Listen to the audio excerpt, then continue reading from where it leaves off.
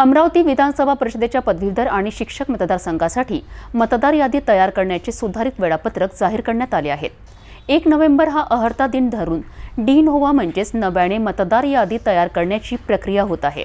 भारत निवडणूक आयोगाच्या निर्देशानुसार अमरावती विभागीय आयुक्त डॉक्टर श्वेता सिंगल यांनी ही माहिती दिली आहे। आता कोणत्या तारखेपर्यंत काय होणार, दावे हरकती कधी स्वीकारले जाणार, अंतिम यादी कधी घेणार हे आपण बघणार आहोत। महाराष्ट्र विधान परिषदेच्या पदवीधर आणि शिक्षक मतदारसंघासाठी नवीन मतदार यादी तयार करण्याची प्रक्रिया भारत निवडणूक आयोगाने वेगाने सुरू केली आहे।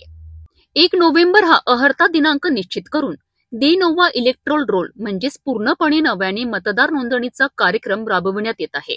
या प्रक्रियेचे सुधारित वेळापत्रक अमरावती विभागीय आयुक्त व मतदार नोंदणी अधिकारी डॉक्टर श्वेता सिंगल यांनी जाहीर केले आहे। सुधारित वेळापत्रकानुसार हस्तलिखित यादी तयार करणे व छपाई 28 नोव्हेंबर पर्यंत, प्रारूप मतदार यादीची प्रसिद्धी 3 डिसेंबर पर्यंत, दावे व हरकती स्वीकारण्याचा कालावधी 3 ते 18 डिसेंबर पर्यंत, दावे हरकती निकाली काढणे 5 जानेवारी 2026 पर्यंत, त्याच दिवशी पुरवणी यादी तयार व छपाई अंतिम मतदार यादीची प्रसिद्धी 12 जानेवारी 2026 पर्यंत।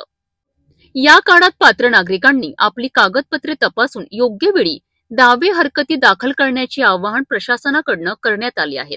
पदवीधर आणि शिक्षक या दोन्ही मतदारसंघासाठी ही प्रक्रिया अत्यंत महत्त्वाची असल्याचे प्रशासनाचे म्हणणे आहे।